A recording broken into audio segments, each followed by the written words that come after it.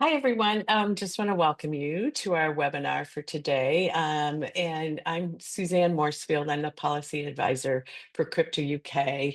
I want to make sure everyone realizes this is going to be recorded. So as many of you might guess, we've had a lot of interest in this topic, and so a recording will be made available later for you to either re-listen to or to share with others going forward. This panel is on called the evaluation of the U.S. election results in the UK.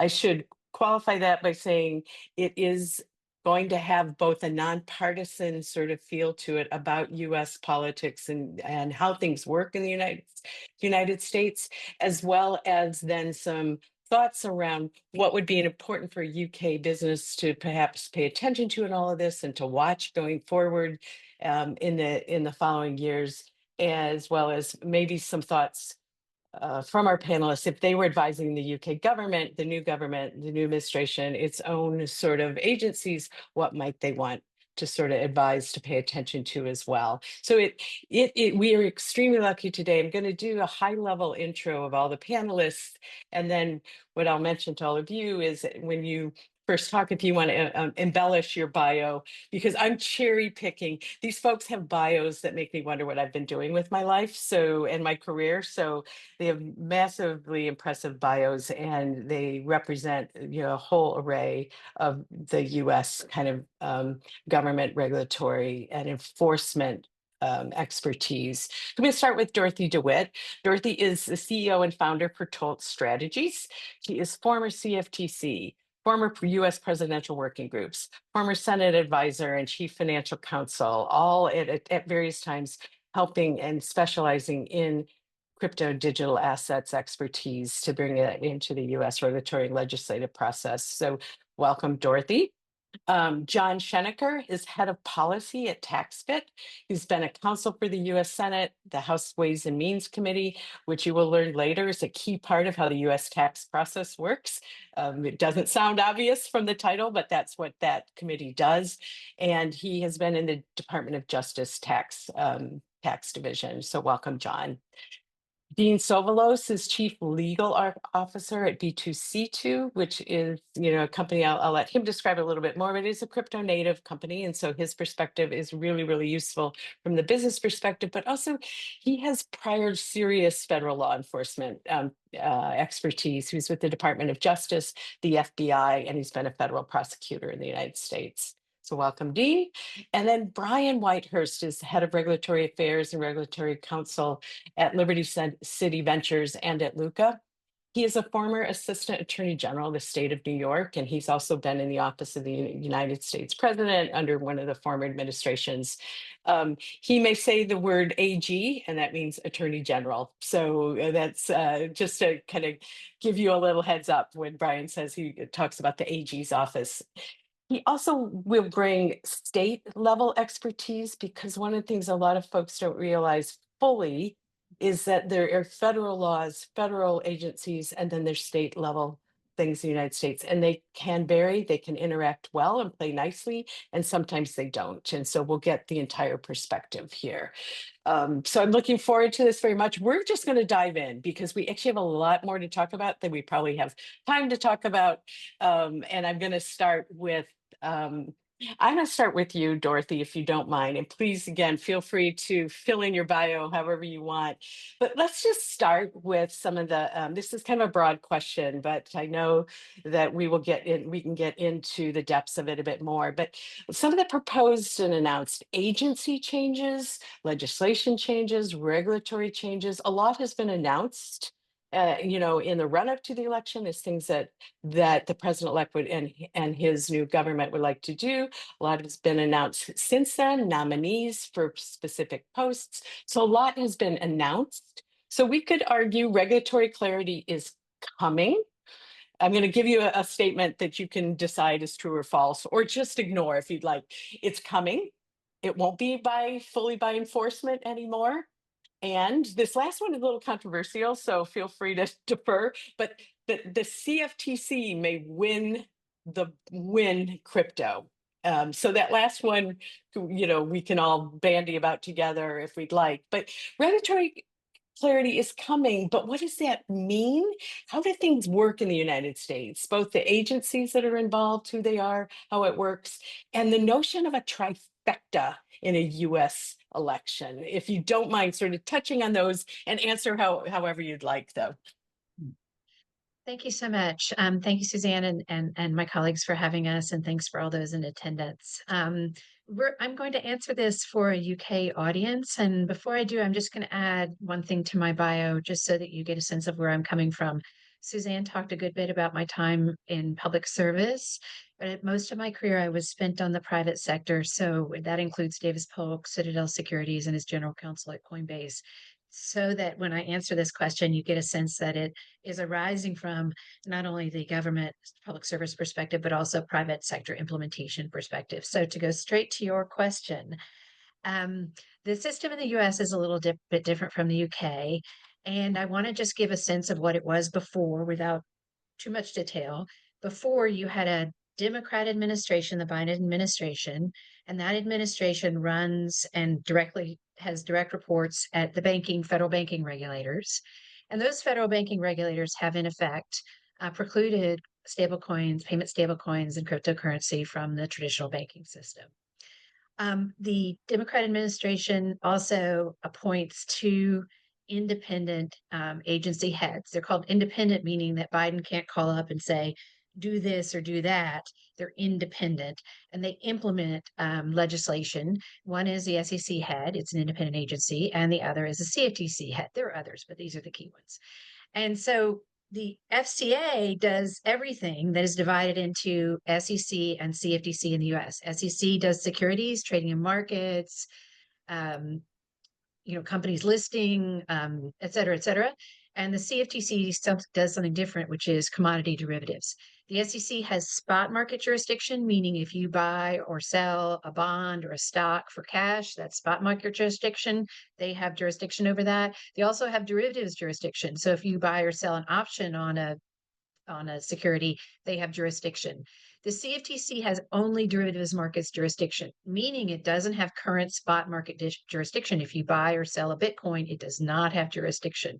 It only has very limited jurisdiction on fraud and manipulation. So there's a big hole there. And that hole is what we're going to talk about in just a minute around proposed legislation, which is filling that in and giving the CFTC, for the first time ever, spot jurisdiction over a non security commodity. The other thing I want to mention is that you've got the administration that up to now has been Democrat, and you've got Congress, the upper chamber and the lower chamber, Senate and House. Senate has been Democrat, Republican has been the House. And what you've seen is the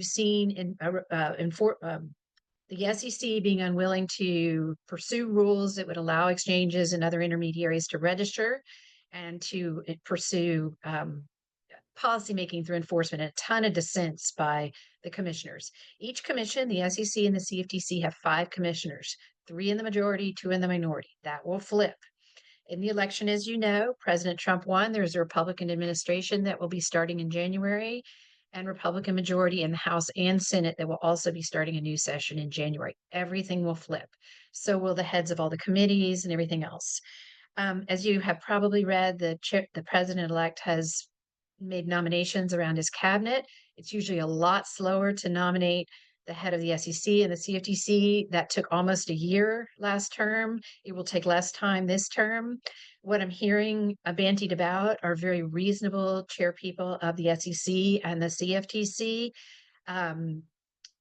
But we have an open question, which is whether Elon Musk's Doge Department of Government Efficiency, which is supposed to slash a whole bunch of stuff, will come in and make significant changes. There's been a lot of discussion, pro and con, about combining the CFTC and the SEC. We'll see what happens with that. If I were to guess, and it's all speculation, I would guess that that wouldn't happen, in large part because you've got a lot of support in the industry to leave the CFTC alone. SEC tends to be very prescriptive in its regulation. You have to do A, B, C, and D. That's hard to implement if you have a business model that doesn't conform to that. The CFTC tends to be very principles based. You've got a principle, you fulfill it the way your business model makes most sense for your business model. It's more workable, but there's a key element to, like, how do you do that? And disclosures based. So I'm going to just stop there, really, to say it takes a little time. Even if the two things will happen, the SEC will probably reverse course, changing its current view that up to now that everything under the sun is a security and subject to the federal securities laws. Whereas Republicans typically don't expand jurisdiction, it is likely, in my view, that in 2025 in the new congressional session, there will be legislation based on drafts that are outstanding that will give the CFTC spot jurisdiction over cryptocurrency and will make more clear that a big chunk of digital assets out there are not securities regulated by the SEC. They're excuse me, they're derivatives, or not derivatives, they're commodities that are either spot or derivatives regulated by the CFTC. My guess is they'll give the CFTC this huge amount of jurisdiction with zero additional funding, and that's a real tough thing to do, but that's sort of a minor thing. The takeaway, I think, generally for UK businesses and UK entities that are in this space is to get up to speed very, you know, as soon as you're able to on what is the draft legislation and what'll come out will probably be modeled on that, maybe a little simpler, and what is principles-based regulation is how is that implemented by the CFTC? Because your new regulator will be the CFTC. You'll have to register, you'll be examined, you'll be regulated, you'll be subject. That's an area where my company adds value, as do many, many other companies on principles-based regulation. I ran the largest division at the CFTC that oversaw, examined, and regulated all of the exchanges registered with the CFTC. But principles-based and disclosure-based regulation is what you're going to see in the next year, as well as some certification that you've covered off on each of those principles. And that would be my takeaway if I were you. Start getting up to speed on what that means and start thinking about how you might implement that in your organization. So, then following on from that, 'cause you make all these really good points about the sort of the tone of the agencies may change, the agency itself that will potentially, will have won the spot market for crypto assets.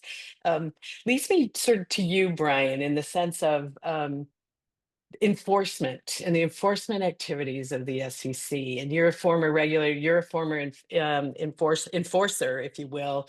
Like, what do you think, what do you see happening now, given that? And, you know, regardless of kind of who's the chair, do you think just the tone of the agency will change overall, or will it be dependent on the chair? It's sort of a two-pronged question. Like, does the chair really matter to the tone of the agency? I think we all sort of have a view on that. But then also what might happen on the enforcement side. Does enforcement just go away now, I guess, is my dramatic hands in the air question.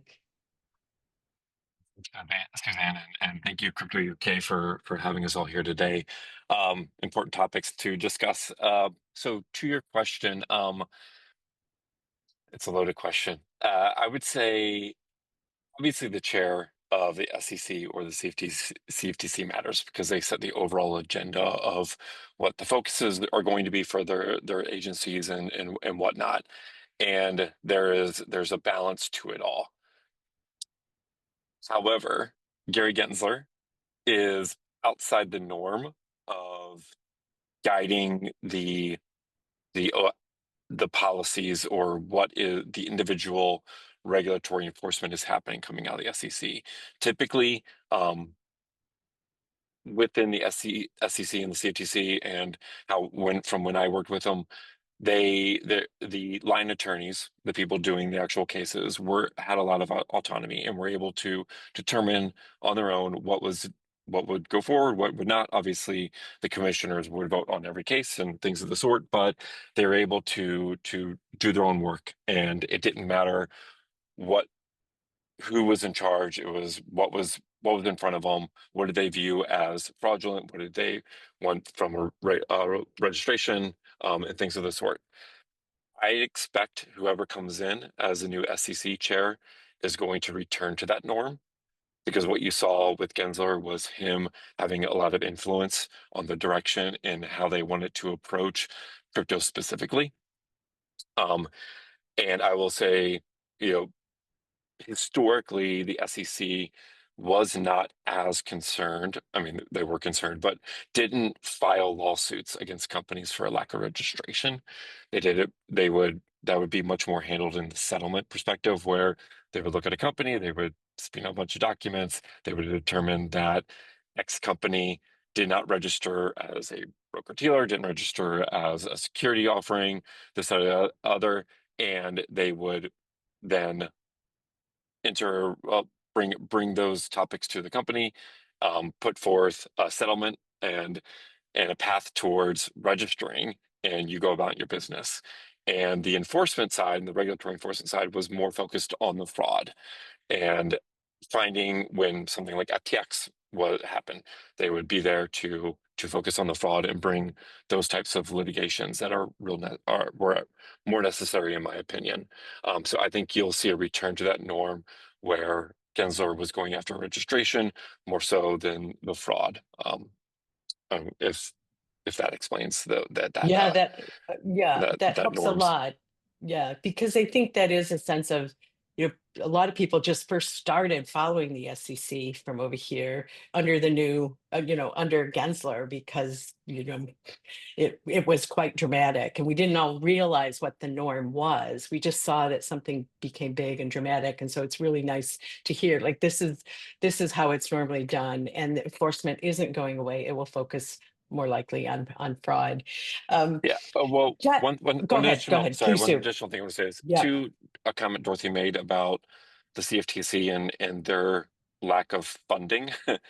They Mhm. are a much smaller agency, and all Mhm. reports that, as she Mhm. said, are that under Trump administration, they're going to want to be giving the CFTC more oversight of this, of the industry. And I think that will gear even more towards what I was talking about, where if they are handling most of the enforcement, it's going to be much more strategic because they'll have to be, because their enforcement staff is not Mhm. nearly as large as the SEC's, and even the SEC's is fairly understaffed, which is why you're seeing so many issues coming up with the SEC being able to handle the caseload that is currently going on. So Yeah, just to Yeah. give you a sense, Yeah. 50% of the so first of all, the CFTC is 700 people. The SEC is 6,000 people. So the Mm. CFTC, for what it has, does a tremendous amount for, per unit of headcount. The second is that 50% of the CFTC's enforcement budget has gone towards crypto. They expect that to be reduced a bit. But based on all of those constraints, just imagine you're running the CFTC, you've just gotten this huge spot market jurisdiction. You've never had spot market jurisdiction over livestock or oil or interest rates or other things like that. You're Mm. always a derivative regulator. For the first time, you have spot market jurisdiction and you have no additional budget. What are you going to do? You're going to do two things. And this is me speculating, but I'm pretty confident in it, just having been there. Number one is you're going to ensure that principles-based regulation. You go do it, you conform with these principles. There are 12 of them that apply to you, maybe 10 of them that apply to DeFi. And then the second thing that they do, and this is my recommendation, sort of the idea, I'm writing a paper on it a little bit, is you do what the SEC and CFTC have done in the past, which is you say within what, X months, 6 months, 12 months of either new legislation or new rules, each CEO and CCO of an entity has to write a report that they file with the CFTC describing how they've complied with those principles and Mm. any incidents of material noncompliance and how those were handled. That certification obligation exists in SEC world and in derivative world. I would expect if I had no Mm. budget and a bunch of different new remit and I were an agency, that would be step number one, because that's Exactly. the only way that you can responsibly oversee an industry. And if I were industry and you guys in the US, I would start now getting prepared for those two things: principles-based regulation, how do you cover off on it? And certifications, they're usually under penalty of perjury. That's why they get your attention, that you have reasonably designed and effectively implemented programs to cover off on those. And those implementation periods may be a lot sooner than people think. Usually it took 10 years to finish rulemaking at Dodd-Frank, which is a US based 2008 law. It You could see a lot earlier implementation periods under circumstances like this. And I'm sorry to interrupt, but I wanted to just add on to No, that good no, point. it's really helpful. Thank you. So, John, can I turn to you because we touched on legislation and new legislation is going to come, and because of this trifecta where both houses are, from the same party as the executive office, which is the presidency, there's a good chance things pass. But there's also things with respect to tax that have been said. Is it as easy and simple as it sounds? Over here, you can have the Chancellor of Exchequer stand up on October 30th and just say, here's new tax rates, here's new approaches. And is it as easy as that in the States? I'm guessing the answer is no, but Well, I'll let you tell us. Suzanne, thanks for having me. And yes, you are correct. The answer is no. It is not that easy. In the United States, the big tax questions. What is the tax rate? How does that apply to people? Who does that apply to? Those sorts of grand questions are answered by Congress. And then the Treasury Department and the Internal Revenue Service put together a regulation saying specifically how do you go about complying with that larger rule made by Congress and signed into law by the president. But for the most part, the big questions in tax are answered by congressional legislation, by laws, statutes put into effect by Congress. We are at a very interesting spot. And I want to kind of give, first of all, an explanation to how this works, how the legislative process works for tax, what's going to happen probably in 2025, and then what does that mean for crypto? And I'll kind of get to the back first.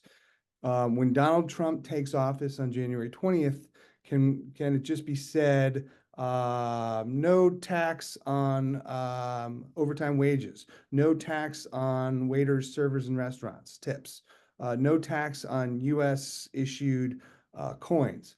No, it doesn't work that way. Again, it goes through Congress.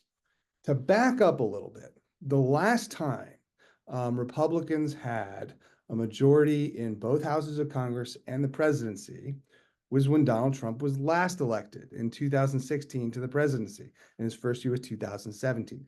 In that year, there happened to be tremendous appetite by Republicans in Washington on Capitol Hill and the presidency to change the way we tax multinational businesses in the United States, to lower their rates and to change other things as well, to bring them down. The way taxes are done, when one party has control of everything, both houses of Congress and the presidency, is a process done by reconciliation. In order to understand that, which I'll explain, you have to know the way things done are normally, which is very simple. Laws are passed by the House of Representatives, which has 435 members, and a bare majority can get something passed there. And then they have to pass the Senate, which has 100 members, 2 senators for each state. And normally in the Senate, things need to get 60 votes. Well, why is that? Because of what's called the filibuster. The filibuster is the process by which the minority party can prevent legislation from going through by not voting to end debate on something that is up for a vote. If it takes 60 members of the Senate to say, all right, let's stop debating this and get on to voting for it. But if 60 members don't agree to doing that, you never actually get to the vote, so the vote dies. That's what's known as the filibuster. And back in the day, generations ago, one member of the Senate could just filibuster something by talking forever and ever and ever, literally on the Senate floor. It was kind of a funny process. Now they just vote. Do we end the filibuster? And if 60 members don't say yes, then it never gets to a vote. That's why it generally takes 60 members of the Senate to pass legislation and get it to the president's desk. Well, Republicans have a small majority in the House of Representatives next January, and they have 53 out of 100 seats in the Senate next January, not 60. It's pretty rare for one party to have 60 seats in the US Senate. So what does that mean? Well, for the last 50 years or so, Congress has decided that some things are not susceptible to a filibuster. Some things are too important to require supermajority, 60 votes to get things done.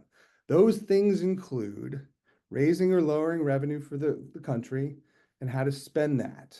Those things can be passed into law on what's known as a process called reconciliation, which only requires 51 votes. It is not susceptible to a vote for cloture, for a vote for ending debate. Well, what is reconciliation? What does that mean? Usually when you're reconciling, you're reconciling your spending to a budget. This is the same thing. And this is why it's hard. And this is why this is a relevant issue for understanding how tax legislation in a government controlled by one party in the United States is still tough. In reconciliation, you can pass tax legislation with only 51 senators saying yes, but it has to be done within certain parameters. Those parameters are what's known as the budget resolution passed by different group of senators other than the group of senators and the group of representatives that pass tax legislation. In the budget committees in both houses of Congress, they pass a resolution saying, okay, in the reconciliation tax legislation that you're trying to pass, you can only raise the deficit or the debt really by a certain amount. And when I was there in 2017, they raised it. This legislation can only put the United States further into debt by $1.5 trillion. That is your cap. And we don't know what the cap is going to be going forward. But within the next 10 years, you can only increase the debt by $1.5 trillion. Okay, why are you telling me this? What does that mean? That means that in order to continue the lowered rates that Donald Trump passed into law in 2017, those rates snap back coincidentally at the end of 2025, and they're going to want to keep them low. That means there's a certain cap on the amount of revenue that Congress can lower and the amount of revenue it can raise. There are costers and there are raisers. If you raise taxes over here, you can lower taxes more over here. But no one really wants to raise taxes elsewhere. It's not something that's very popular. So you're limited on how much you can keep taxes low or lower them in the first place. What does this have to do with crypto? Well, there's only so many tax costers, meaning places in which revenue is brought down by lower taxes, that Congress, with even control by just one party, can do. And a lot of members of Congress are going to say, I want this perk for my constituents. Senators are going to say, I want this cut for my state. And so the biggest thing let's get back to crypto. What does this have to do with crypto? Okay. The biggest thing that digital assets and crypto is going to want is what is kind of known as a de minimis exclusion for small personal purchases. Are all Bitcoin trades going to be tax-free? I can never say what's going to happen in the future, but I'm pretty sure that's too big of an ask to be realistic. But what might be more realistic is de minimis purchases. If you buy something with a Bitcoin or variable fluctuating asset that's $50 or less, or $200 or less, can we just kind of get rid of all the tax details to that? You know, recognizing gains on that Bitcoin used to buy your groceries. Maybe. That is provision that some of the more pro-digital asset members of Congress have said to leadership, we would like to see this in a 2025 tax package. What inevitably is going to happen is, because that's a form of lowering taxes, is there's going to be a revenue estimate put out by another entity within Congress saying, okay, that provision, if you do it, is going to lower revenue by a certain amount, which goes against your budget resolution. How much can you go further into debt by not collecting taxes? And what's going to happen is the different competing interests are going to be fighting each other, even within the Republican Party, over what can we afford to do and what gets left out. That is why with single party control government, it still can be very difficult to do all the things you want to do in tax. Well, I like to say, what's the biggest impediment to doing everything you want to do in tax when you have control over the government? Math. Can we afford to do this under the parameters that we're willing to go into further debt over? And there's a whole lot more to this. I don't want to take up more time, but if you have any questions, please reach out afterwards and I'd be happy to answer them for you. So, John, that's really, really important insight, because I know we got in a sort of simpler way here in the UK. We went through hearing about the fact that as the chancellor was thinking about changes to the tax system here, or changes to what was taxed, the amount of taxes, that the team was behind the scenes was trying to do the math. You know, what what revenue do we need? Do we need to close this gap, this deficit, et cetera? And they can sort of unilaterally still decide. And what you've described for us is math is really a key in any probably tax regime in any government. But in the states, it's prescribed. There's actual legislative sort of Senate, House, there's committees, there's voting that has to go on. The process isn't just that the equivalent of a chancellor of exchequer exists there who just decides, gets research done and decides. There literally is a process. And I think it's, to your point, is that there's all these competing things. It's not where the crypto community might want something tax wise, but the senators with a big real estate lobby might have a different, and all these other things come into play. And I really do encourage people to reach out to John for further thoughts on that, and reach out to anyone on the panel, because it's extremely important. Now, what I want to do is kind of pivot a little bit to how the governments interact with the crypto industry, sort of versus the UK versus the US, sort of how that happens. Brian, I'm going to turn to you because you've got both, a federal view and the state view, and that's really important for people to realize, that the industry has to interact in the states at a federal level, but also at your individual local state level. And how does that happen? The HMRC here really tries to interact with the crypto community and probably other communities. Does the IRS do that in the same way? I'm not asking you to opine on that, John, but just more generally, maybe Brian, you could start with, how is feedback coming in to there from the industry? How does it happen? Is it, I know there's things called fly-ins into Washington, for example, and I know you participate in some, and maybe you could just describe how that interaction goes. Yeah, I mean, it's literally, you can go to the Capitol. It is a public building that you can walk into. Anyone go through security. Uh, Fortunately, you do not get pre-check at the Capitol, so you have to take off your belt and your shoes and everything Mhm. else. Uh, but you can literally go into any office and speak to any senator or congressman. I mean, chances are of you actually getting them is slim to none. But you'll at least be able to talk to a staffer. You can set up meetings and go in and do so. So that is what a lot of uh, individuals, companies, and organizations, associations such as similar to Crypto UK will do. They'll have a group of members. They get together and do fly-ins, and we'll have an agenda with both sides of the aisle, people that are pro crypto, people or offices that are anti crypto, but you just want to generally get your message out there and help educate. Um, the White House, and talking to the White House, is a little bit more difficult. And like getting into the agencies is slightly more of a process. Um, the SEC and the CFTC, they say, "Oh, you're just coming to talk to us," but scheduling those appointments is a little bit more difficult. And what a lot of people found, especially with the SEC, was that you could go and talk to them and ask those questions, but it also might lead to a little bit more trouble for you. And the other thing that is and I'm guilty of this too, because it was actually frustrating for me as wanting to be able to provide more information than what you're able to when I was at the New York Attorney General's office. But they can't give advice Mhm. generally, the SEC and the CFTC and the state's attorney generals, the DOJ.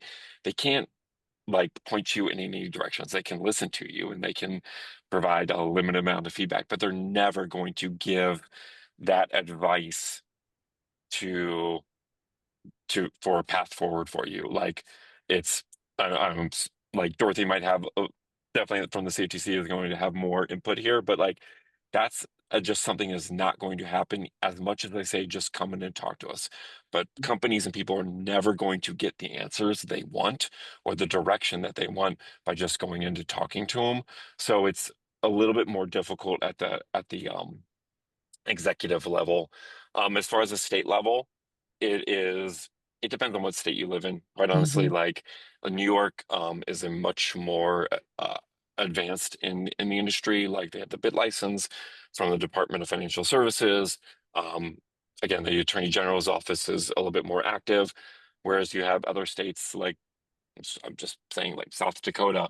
Mm, They're just doing the money transmitter licenses. They don't have the Yeah. staffs available to like handle an influx of questions.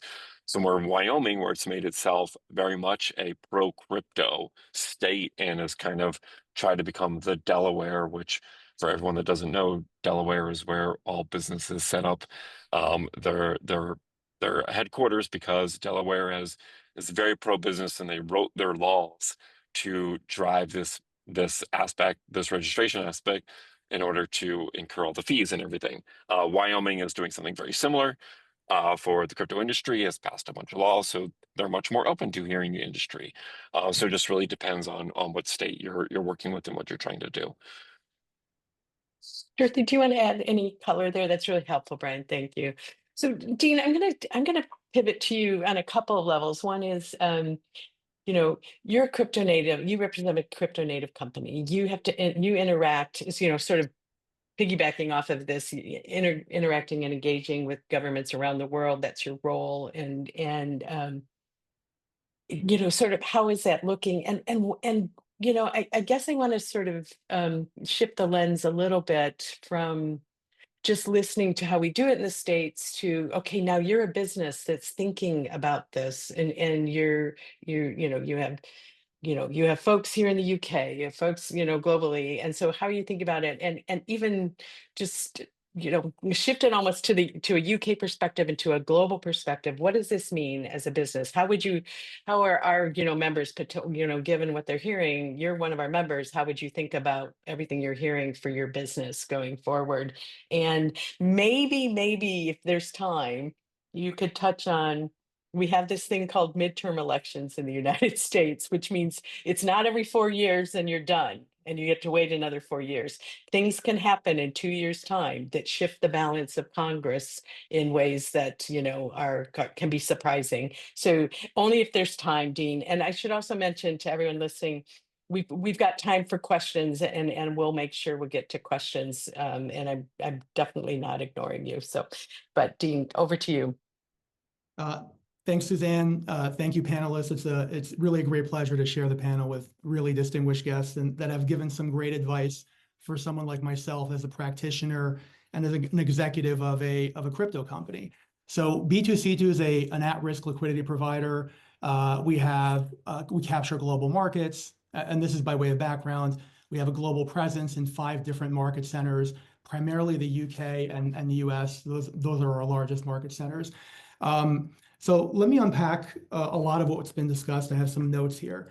I think generally what the audience has heard is that we're moving in the right direction on walking away from enforcement actions, which were put a damper on the industry. That's a welcome development in the US, given that's one of our largest market centers. We're also hearing about inconsistent enforcement actions at the state level, which we contend with here in the US. That is going to be something that we look forward to having a little more clarity on. So what's the general disposition of a company like B2C2 operating in the US, having options in 5 different market centers? In the US, there's a radical shift in policy from Washington. I think that much is clear. What does that mean for us? We looked at the administration in the past 4 years as very hostile to crypto. It's not just the SEC, it's vetoing bills that would have been beneficial for us. It would have led to capital influx in the US. So both in terms of broader capital markets, but also in terms of the crypto industry, there was a kind of a damper that was being thrown on digital assets. So we now have that trifecta, Suzanne, that you talked about, the president, the Senate, and the House of Representatives. That trifecta opens up a path for legislation that Dorothy alluded to that may then come into play. That will further clarify the role of regulators, CFTC, SEC, again, in ways that Dorothy described. And then beyond that, it'll open up institutional interest in digital assets that's going to be increasingly expanding into 2025. The greatest shift is definitely going to be the SEC. And I want to revisit that for a moment, because here's what we're expecting. We're expecting a shift away from those enforcement actions. What we're hoping for and expecting is an increase in no action letters and no action communications, where the SEC would say certain conduct is not going to result in an enforcement action. That's just not good for B2C2. It's good to open up the institutional appetite for digital assets. We're hoping for favorable staff guidance from the SEC, which is going to be a much more collaborative approach with digital assets. I think that speaks to the culture that we may see at the SEC, which is going to be a welcoming culture for innovators, a departure from innovators creating their companies based on what they think regulators want to see. That is not an effective way to create innovation. I think Hester Pierce has been a leader in sharing that view, and we absolutely subscribe to it. Rulemaking may be paused by the SEC. And then again, different positions in pending federal cases, including out of the Southern District of New York. You had XRP.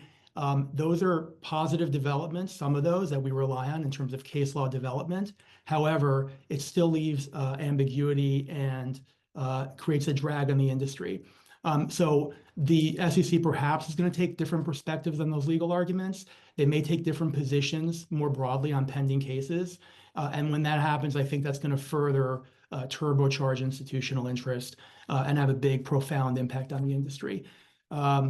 I'll stop there and see if you have any follow-up questions, because there was a lot. I do. There's a lot in there, and it's super, super helpful. I guess maybe a pointed question, if you can answer it. If you can't, that's fine. Is would B2C2, or companies like yours, I guess you can hypothesize as though, it's not just about your company, but do you think about redeploying your, where you put your operational capital more toward the US and potentially away from the UK? A concern I know I've registered publicly is with this shift, it is, you said, a seismic shift in the US. Do we, does the UK really risk falling sort of way behind? And I've heard some people say, and it's not meant to be this triumphalistic, because just so everybody knows, I live and work in the UK despite my American accent. I'm dual citizen, blah, blah, blah. I want crypto to succeed in the UK as well as in the US. But do we risk losing, more, losing business? Do we really risk, sort of you redeploying capital, or companies like yours redeploying capital elsewhere? That's a good question. We haven't made decisions, and if we had, I'm not sure I'd be sharing them, Suzanne. Of course, yeah. We are optimistic. I'll say this. Here's a good example from the SEC. There was an approach the SEC took on how banks treat digital assets that they hold for customers. They pushed out a rule that institutions holding crypto in I think it was 2022, have to treat them as liabilities on their balance sheets. Normally, those are off-balance sheet items. Congress passed a repeal, and there was a Democrat president that vetoed that. Now, the consequence on the industry was significant, because that repeal would have allowed big banks and fund managers to enter the market, and that would have been huge institutional participation, which would then inform our position as a company with that ecosystem. So that's one example of both how the SEC's posture is going to have a profound impact on the business that we have on digital assets generally, but also how the legislative backdrop that John was talking about is going to now be more favorable for digital assets. Had that not been vetoed, that would have been a very favorable development. So we look forward to things like that, and we will, we will always pivot to, to be actively engaging in an optimal way in the market. And then the last thing I'll say is, because we deal with these different market centers that we're involved in, when there is a divergence on regulatory issues and standards, we choose the highest standard, and that's how we operate. We also have the resources to do that. Other smaller companies don't have the resources to fulfill those obligations the way they're intended to be fulfilled. So I think that those lower level participants who don't have the capital to properly follow those higher standards could be pushed out of different jurisdictions. In the US, I think that's going to be less likely now, given everything we've discussed.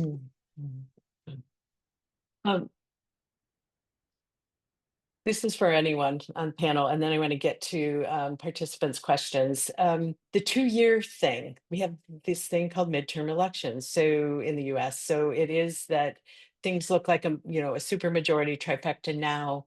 Can that change in 2 years? So do we really need to be watching what happens in this next 2 years, knowing that things can, and I can't remember what the historical rates are, flipping around at midterm elections is a thing. So I don't know if anyone in the panel wants to grab it at that one.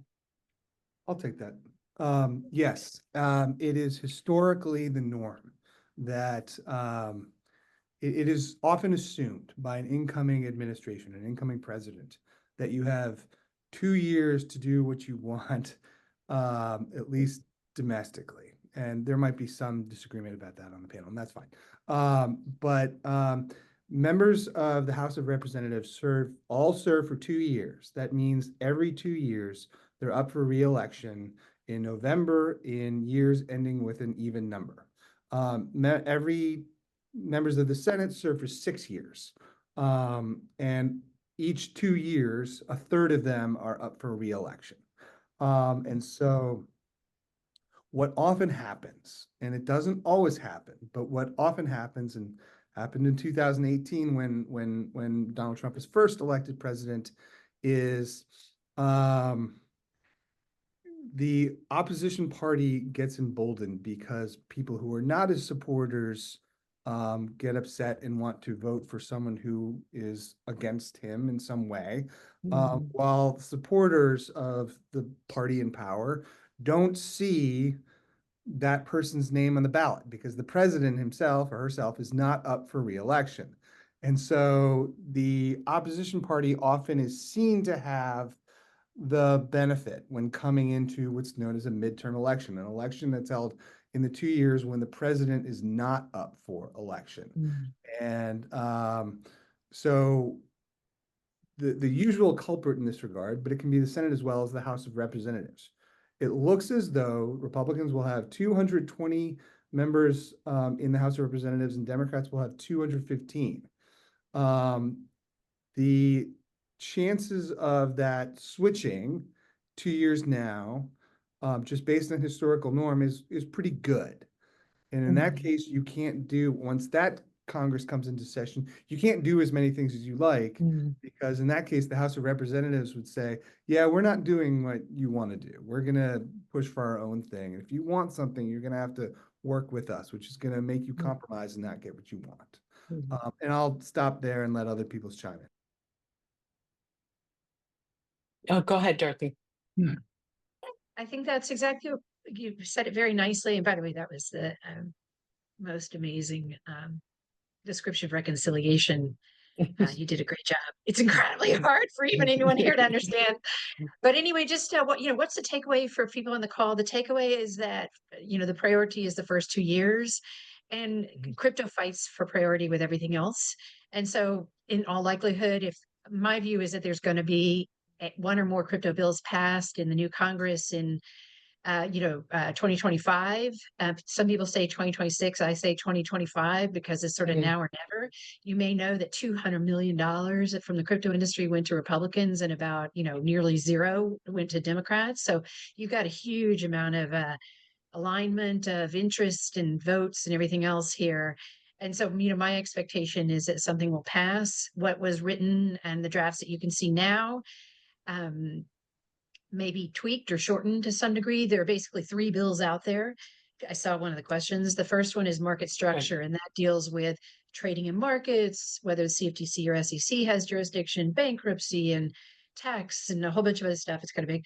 And then another one is payment stable coins. It's more like payments in the banking system. And there's one that's related to, there were several questions in the chat about the Bitcoin reserve. To me, the likelihood is in that order.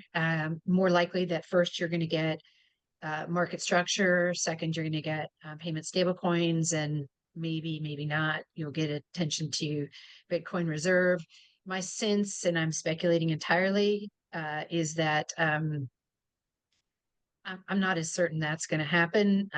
Maybe it'll happen because the government has, 2,000 Bitcoin. Maybe they'll take some portion of it, put it in a reserve, and call that a stablecoin reserve. I'm not super optimistic, but what do I know? That you're going to get a ton of buying pressure across the board. Be careful what you ask for. The government could decide at any point to dump it all in a day, and you'd have quite an overhang. So I think that's getting a lot of press. I'm not sure that's going to have as much, other than some symbolic stuff, reality to it. I think the other two are the much higher priority for the industry to support for responsible innovation. I would say that I think there's a real chance that if these, very moderate, reasonable, bipartisan payment stablecoin and market structure bills for crypto do pass, probably in a more streamlined version, giving CFTC oversight, principle and disclosure-based regulation, which I suggest they probably will, that the U.S. over time will, forgive the French, but eat the lunch of MiCA and the UK. It will be supportive of responsible innovation. There's a decision longer term as to where innovators are going to live and where they're going to register. There's been a concern in the US about people having to go abroad to innovate, and that concern is going to be alleviated. As if you step back over several decade perspective, which is what I have at the CFTC, there's always an effort at international harmonization. You tend to have all the private equity in the US. You tend to have a little bit less prescriptive in the US than you have in, say, Europe. And you tend to have a lot of innovation in the US, and you have a very, very well worn out bankruptcy and reorganization structure in the US, and investment landscape in the US. I think there's a real chance that these first two bills will be passed so that there will be, more innovation. I think the likelihood that there will be a central bank digital currency is much, much lower in the US when you have Republicans in charge. They don't trust the government for retail money. They trust private for retail money. It's good for Bitcoin. It's good for private stable coins. It's not good for central bank digital currency as a bigger picture thing. I'm not the biggest expert on this call in the payment stablecoin area, but as a general matter, you will have some efforts over the next decade at harmonization through IOSCO, through other entities, and through you have a concept that's very well formed called comparability, where like a CFTC registered clearinghouse can follow UK rules, because those UK rules are comparable to the CFTC's rules. You'll see some of that playing out. That'll take some time. So you will see some harmonization, but I think, the big mover here will be the US, and I think you'll see a lot of innovation in the industry, particularly with the private equity industry being, here in the US, much, much, much larger by orders of magnitude than elsewhere. Yeah, sorry. Go ahead, Dean. No, go ahead, Dean. Go ahead. I was going to, first of all, great, incisive summary, Dorothy. That is how we see it. I think that order of the proposed bills is true. And I'll say this to add on to what Dorothy was describing. We'd have these conversations in our company, in our industry in early 2024, where MiCA would stand in stark contrast to what was going on in the US with regulation by enforcement, the patchwork of state laws that we had to navigate around. And now what we're seeing is, while all of that's not solved, and we're not expecting it to all be solved, there's definitely been such a shift where it's gonna affect the institutional interest in a way that's going to change our business approach. And I'll say this about the Bitcoin reserve. I also agree that that I would give that the least likelihood in the list of priorities. I do wonder if there's going to be an executive order early on that really distills the issue, takes people to the drawing board, and then asks for a more concrete plan moving into 2026.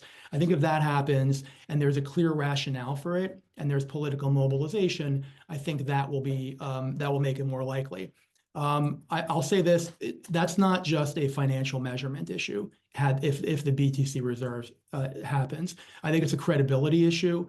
It's a legitimacy issue where it cements the status of Bitcoin as a reserve asset. It also will, from the investment advisor standpoint, they're going to turn around and say, if it's good enough for the U.S. government, it's good enough for our portfolios. And for where we sit in our company, that's going to increase demand for engagements with all types of institutional counterparties. So it's all very exciting. And I think some of it remains to be seen based on the kind of political acumen that comes out of the White House on this.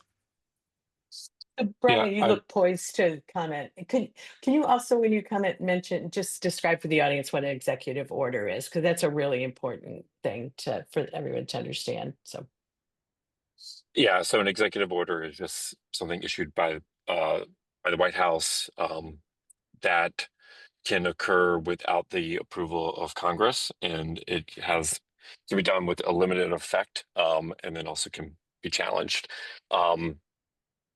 So I just wanted to piggyback off of things that John and Dorothy said. Like, from the priority standpoint, you also have to understand that all crypto, anything that happens in crypto, is also up against everything else the administration wants to try and do during this 2-year period. So it's not just what potential bills within crypto might be a priority, but where does that priority fall within the broader agenda of the White House and what they want to use their political capital for to push through Congress. Now, it might be that a market structure bill for crypto is fairly simple, or a stablecoin bill is fairly simple at the outset. When it gets into a reserve, maybe that's a little bit more difficult, so they don't want to expend the political capital because they want to do something else on just generally taxes or healthcare or something of the sort. So there is that issue also. I do want to clarify that during the campaign season, President Trump talked about a stockpile, which is different from a Federal Reserve of Bitcoin. A stockpile is like taking what we already have in the US and just putting it off to the side. There's a lot of difficulty in doing that because there are a lot of laws, again, already laying out what is able to be done with that stockpile. It is controlled by the US Marshal's Office. There are a number of other things that it has to go through. A lot of that stockpile is used to reimburse or go back to customers that have been harmed, or it is used for funding of other programs. There's a litany of things that are used with that stockpile, and he can't just pick that up all and move it over. The the strategic reserve, which is would need an action from Congress, which Senator Lummis has put forth that bill, is something completely different. That would be the U.S. purchasing Bitcoin, and if they're able to, use some of that is in the current like seized assets of Bitcoin, if that's within the bill, but they would be purchasing Bitcoin on the open market to be able to hold. So it's two different things, neither of which President Trump could just up and do himself, unfortunately, for those that are proponents of it.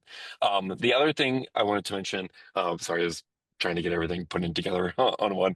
A lot of the actions that might come out could also see challenges in court, which would then delay their effect. And this goes back to the original question about the midterm elections. And so if things are playing out in court and they're long processes, which is definitely the case in the US oftentimes, then by the time it gets to the court process, the House could be switched over to the Democrats, potentially the Senate could be switched over to the Democrats, and then you would have to kind of restart that process to actually get a bill back through and back onto the president's desk, and then everything is all game again. So, Suzanne, just very, very quickly, I know we need time for questions. Just a word on that forfeiture, where that for the audience, that's when the government seizes assets that are proceeds or instrumentalities of a criminal offense.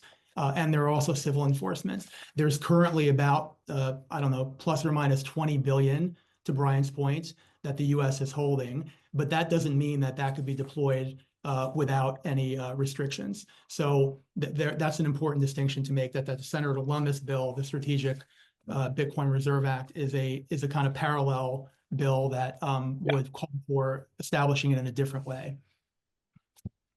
that's great. That's helpful. So, yeah, so Dean we said were that at much more the. eloquent than me. We are unfortunately out of time. I think we might need a a part two on this, because we didn't get to talk about how likely the Doge initiative is to pass and what the restrictions or impediments might be with that. I think it is really important to sort of we didn't get to talk about state level, sort of strategic Bitcoin reserves, unfortunately. And then why do the SEC and CFTC need to fight? Why can't everyone get along? Why can't there be a sort of a way to do this? We probably need to have a part two of this. And I really want to thank everyone on the panel so much for your expertise and your insights. And we will keep talking, because this is a moving sort of agenda and a moving sort of target globally. And so I'd like to invite you all, four of you, back if you don't mind, and we'll keep talking. And thank you so much to our participants. Great questions and really great thoughts from all of you as well. And appreciate everyone's participation across the board. Thank you. And have a great rest of your day or evening, depending on where you are. So thanks. Take care. Thanks, everyone. Nice job, Bye, Suzanne. everyone. Bye.